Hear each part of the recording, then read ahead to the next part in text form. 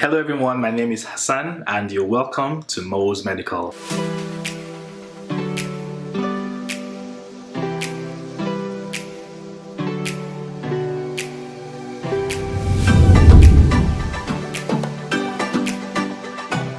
Alright, so today I have a very special guest who goes to one of the top schools that I've gotten a lot of questions in, and her name is Candace and she goes to St. George's University. So as usual, the video is going to be divided into different timestamps, so feel free to click any of the timestamps that you want to go directly into. But as always, I encourage you guys to watch everything because there's a lot of information in all of the sessions, alright?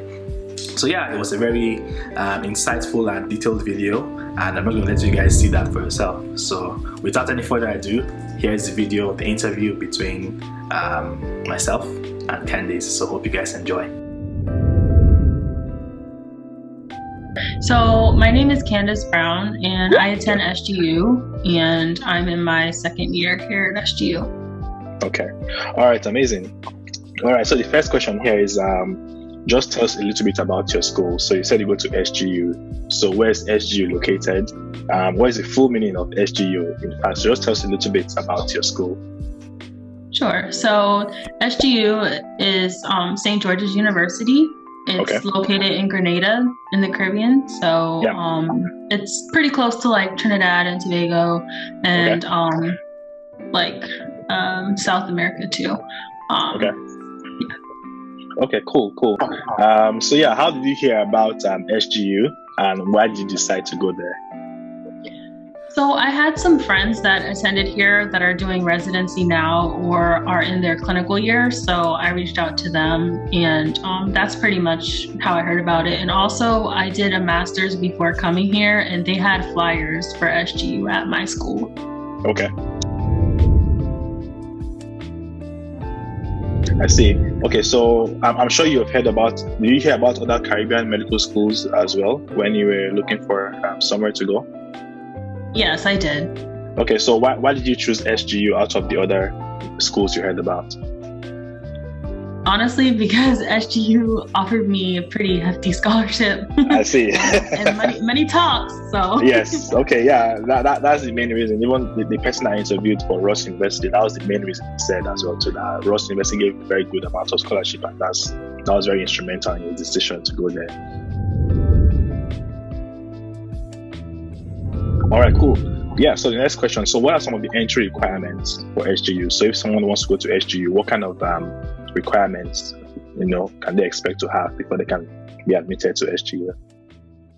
Okay, so the process is pretty much similar to if you were to submit to like the USMLE or DO programs. So you submit like your application with all your school information, like your prior schooling, like you need to have a bachelor's degree.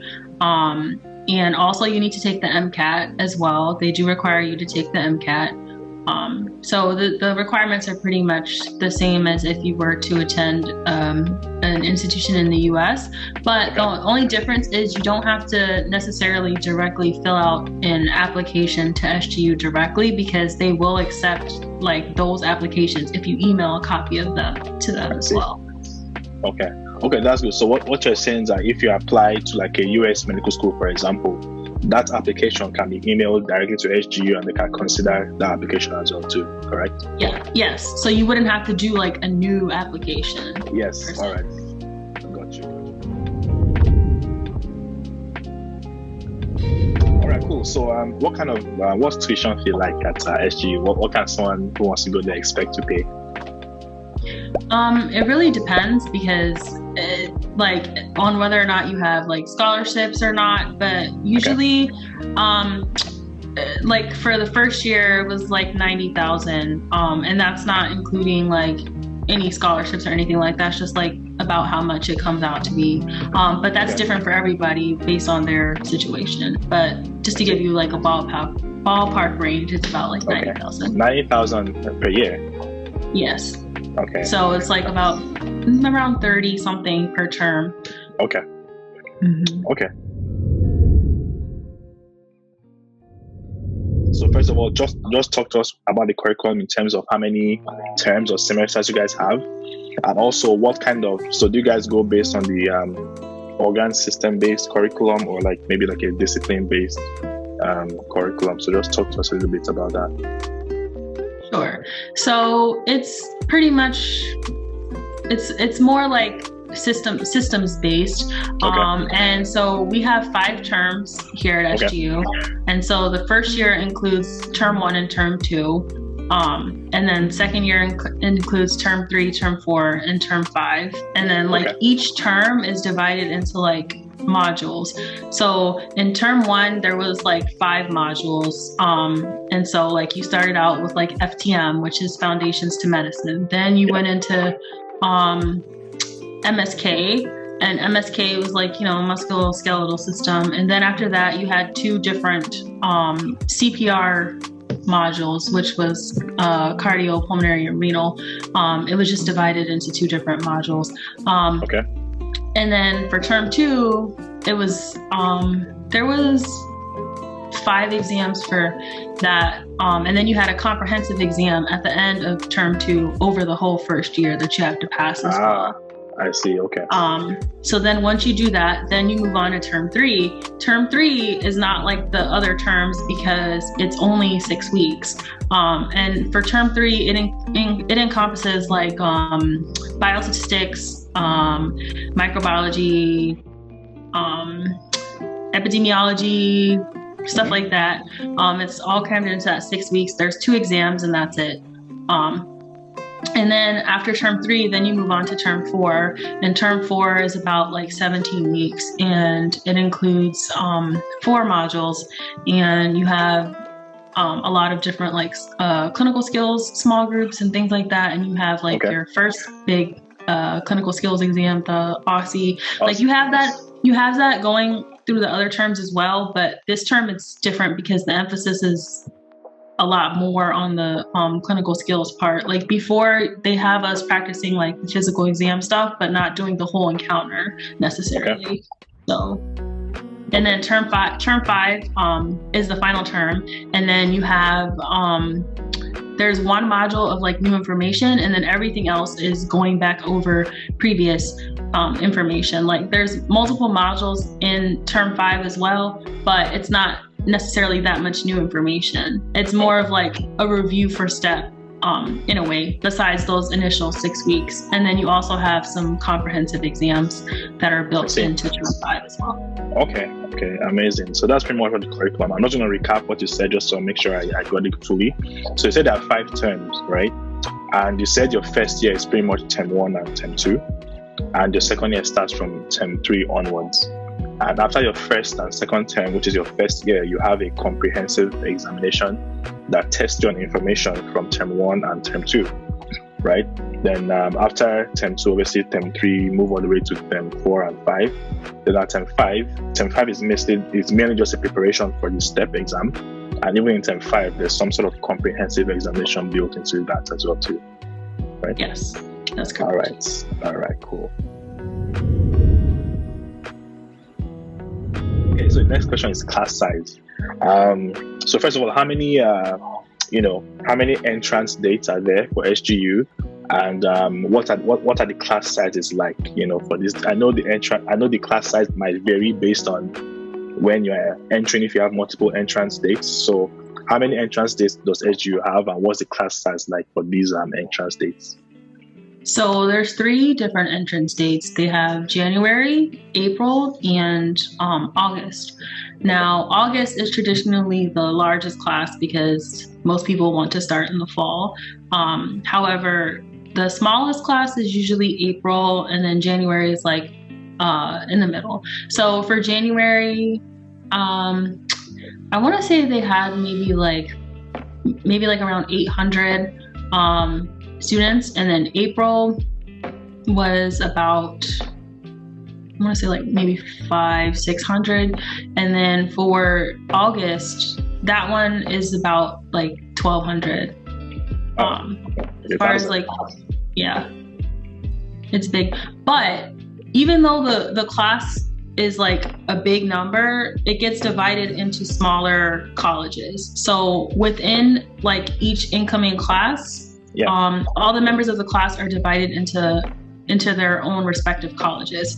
So we have like different colleges, and so the colleges are then even further divided into different small groups. So you're pretty much with like 10 people throughout each term. Like it's different each term, but you're in these small group sessions with like 10 people. So you're never really with, 1,000 people besides the now the lectures, yes, but for everything else, no, it's all based on the small groups. Okay.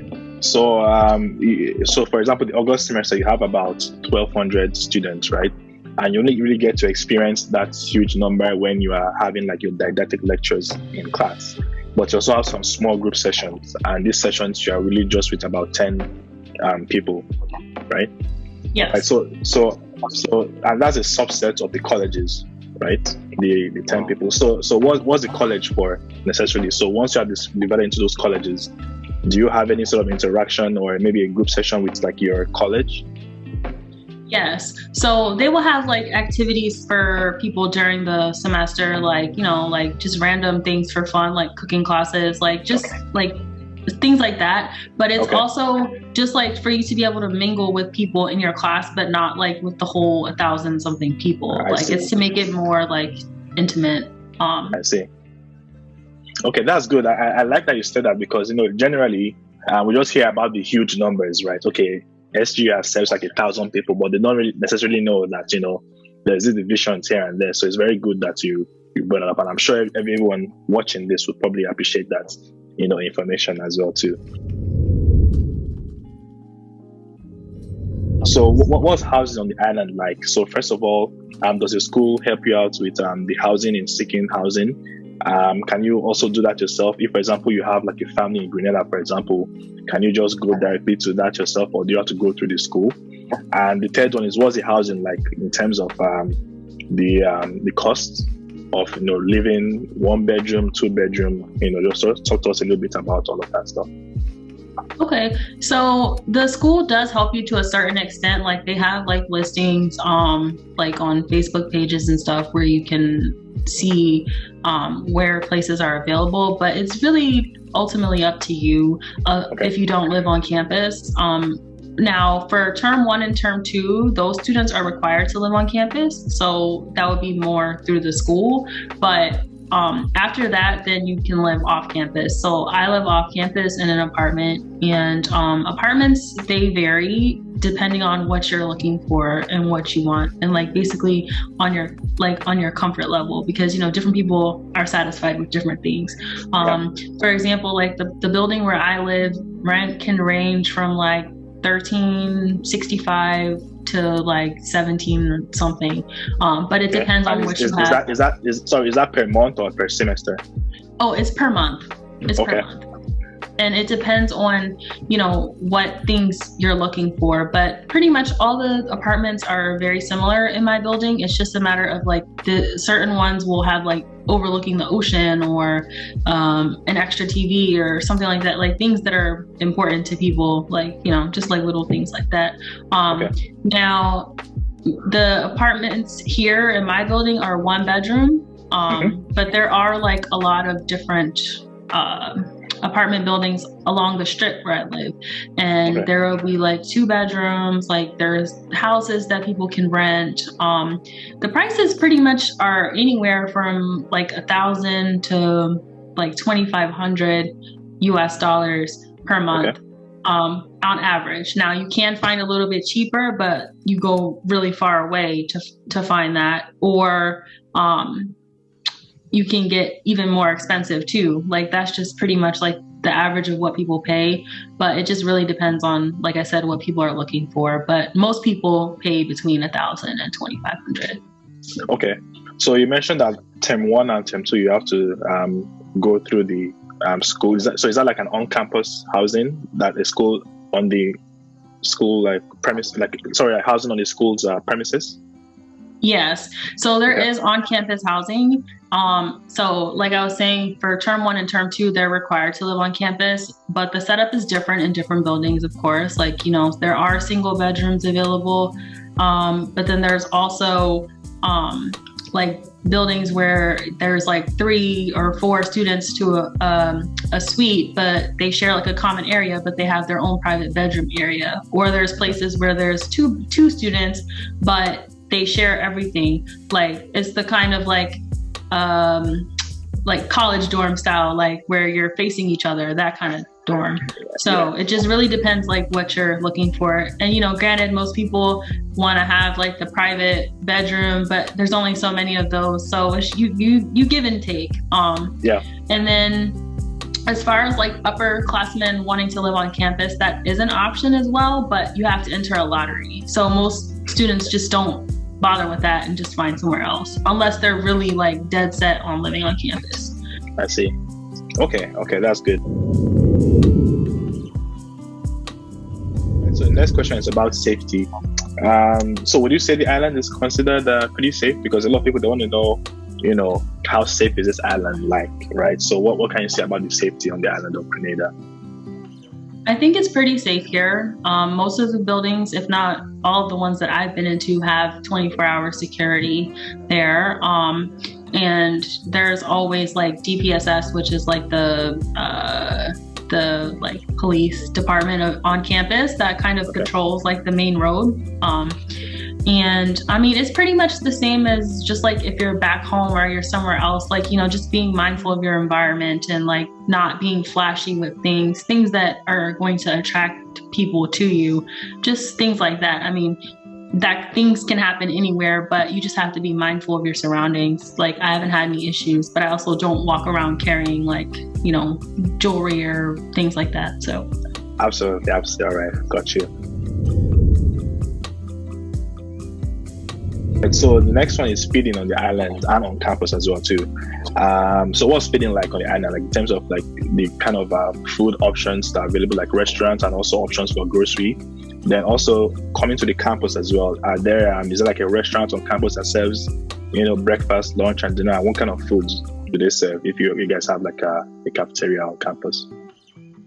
So there are food options on campus, but there's not like a cafeteria. It's just like different food vendors. So we have Subway, New York Bagels, where they sell like different things besides bagels, like just like muffins, like, I mean, anything you could think of. And then there's like other vendors, like there's like a Cuban place. They sell like different things every day, like a meat, rice, like things that remind you of like home cooked meals. And then like there's different cuisines too. Like there's like Indian vendors that come, like I think there's a lady from Africa too that comes with like Nigerian food. And there's a coffee shop on campus called Rituals, and that's like the main coffee shop in Grenada, but they have like a branch here on the SGU campus as well. And then they have like a burger place on campus as well that sells, like burgers, fries, things like that. But it's just like little vendor spots, but there's not like a cafeteria. And then in adjacent distance to campus, there's Container Park, which is a bunch of restaurants where you can go and eat there as well. Like they have like karaoke and a little mini mart where students go and buy things. There's also a convenience store on campus too that's like a mini mart as well. I forgot to mention that. And then as far as going grocery shopping, there are like a few grocery stores that people go to, but the main one is usually IGA, which is in the mall. And there's school buses that take you there, so you don't have to worry about like getting a taxi if you don't want to. There's school buses that will transport you to the grocery store and back. It's directly on the bus route, so that's not an issue. And the things that you can get there are basically things that you can get anywhere, like vegetables, meats, frozen things, like whatever you would want. The only issue becomes when they're low on shipments, because this is an island, things are in high demand, and sometimes it doesn't get replenished as often as you'd like. So that's something to get used to. But besides that, it's okay. Like it's not bad. Okay. All right, good. And this bus you said that takes students, where does it pick students up from? Is it the campus or from their residences? So both. So the bus leaves campus and then it goes to people's like residence. There's several stops along the main highway, and even off the highway, there's off route buses that will go directly to people's doorstep, depending on where they live, as long as it's on the route. So even if you don't go to campus to catch the bus, you can catch it along the route to go to the grocery store. All right, got you. How well would you say SGU prepares their students for the USMLE Step 1? From what I've heard, since I haven't actually gotten to take in Step 1 yet, but from what I've heard from other students, they feel like they're very prepared for it, because the way that SGU has you go through the terms, like for term 4 and term 5, it's pretty much mostly step prep. Like term 4 is like 60% of what's going to be on step. And then, like I said, term 5 is pretty much just like a big review for step. And then they have the comprehensive exams that you have to do during term 5. And then at the end of term 5, there's a comprehensive exam that you have to take in order to even be able to sit for step, which is new. They just started this semester.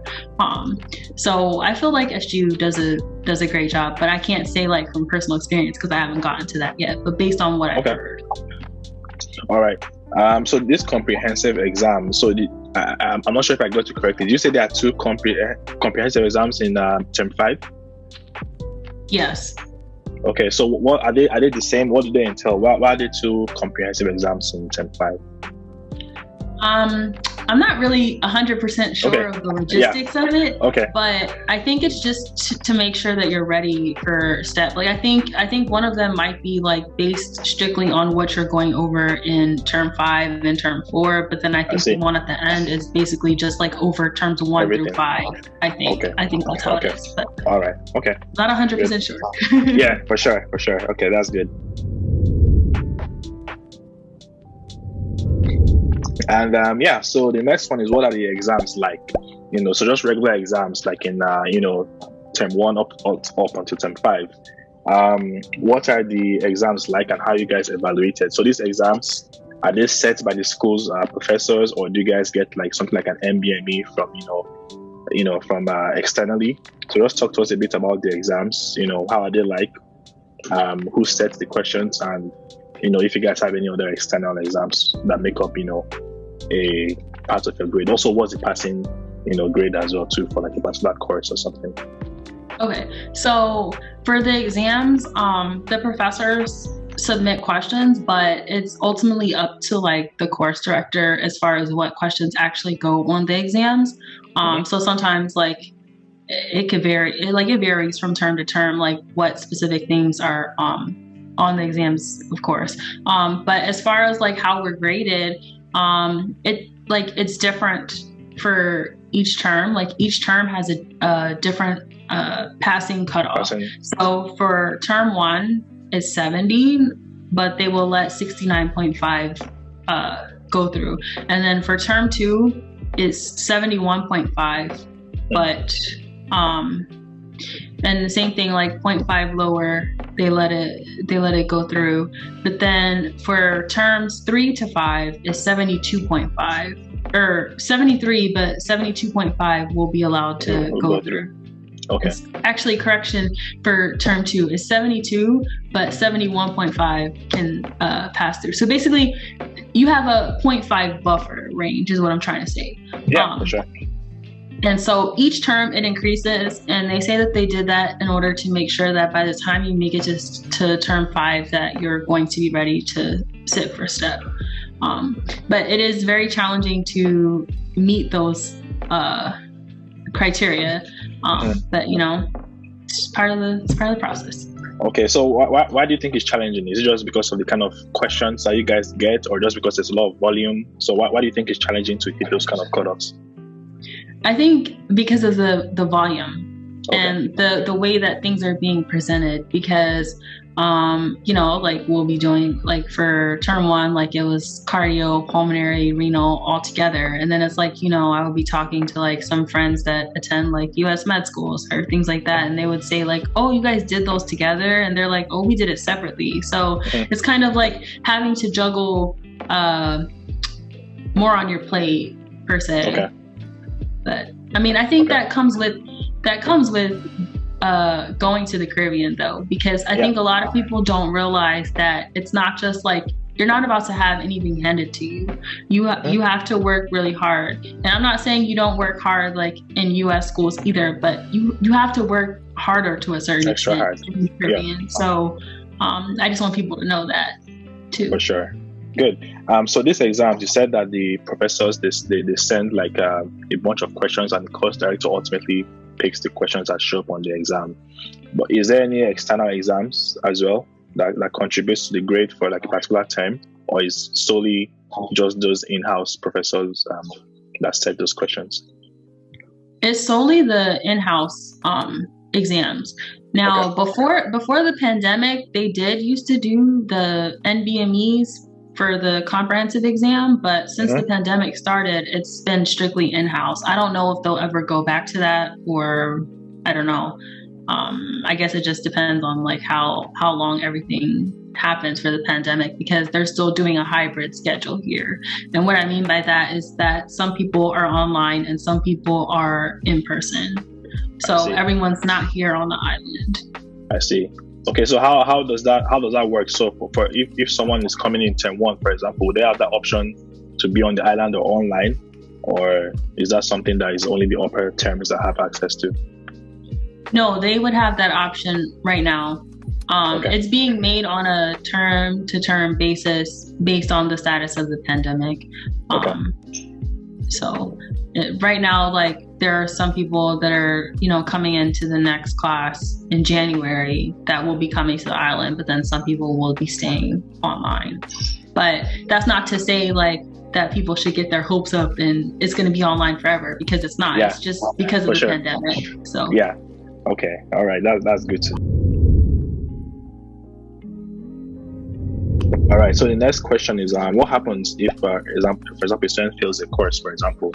So in like term 1 or term 2, if, for example, a student fails a course, they don't meet that 70% cutoff, what happens? I know some schools, they have like remediation. So you can take an exam again, and if you pass that, then you move forward. Like my school, for example, we don't have it. You just have one shot. And if you fail that exam one time, that's it. You have to retake the course again. So how is it like at SGU if somebody doesn't meet that cutoff and they fail? What kind of options do they have?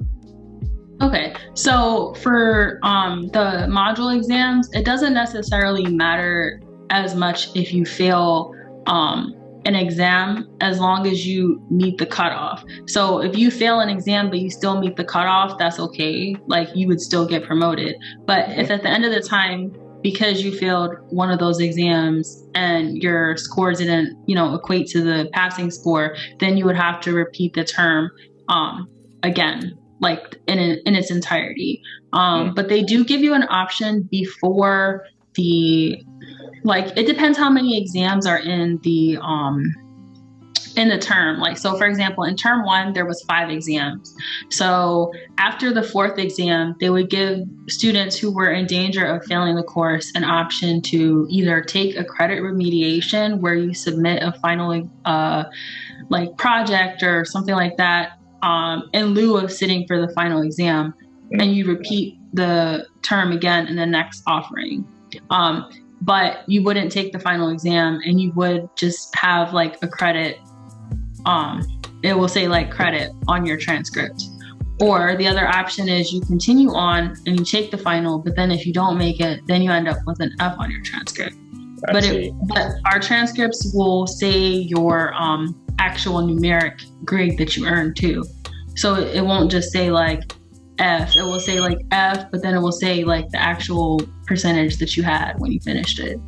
So, I mean, nobody wants to have an F on their transcript, but in a way that kind of helps still. Yeah, so that first option is just to really avoid you having an F on your transcript. That's the main reason for that first option. Okay. Yes. And one thing to note about that too is that you're only allowed to do that twice during the 5 terms. Okay. So if it happens to you where you need to do term 1 and term 2 over for whatever reason, then after that, then term 3 to 5, you would have to pass on the first time. Like you wouldn't get that option of the credit again, if that makes sense. All right. So in term 1, for example, are the courses and exams, are they together? And so what I'm trying to get at is that, so for example, in my school, right, in term 1, we have 2 courses. For example, we have anatomy and histology.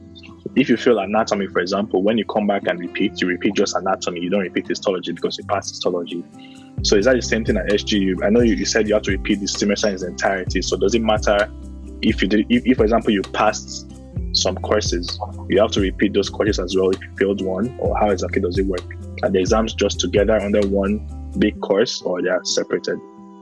They're together under one big course. So the exams are like 100 well, it depends on the term. So in term 1, it was like 126 questions per each module. But those 126 questions would include things from all the courses that you're doing. So like anatomy, biochem, cell bio, all those like foundation courses. And then even as you progress through the other terms, it's the same thing. So like for term 3, when you did like statistics and epidemiology and micro, those exams were out of, I think it was out of 126 for those too. And it was including all 3 of those subjects. So it's not just like, it's not just like 100 question exam of just micro or something. Like they don't do it like that here. Okay, good. Okay.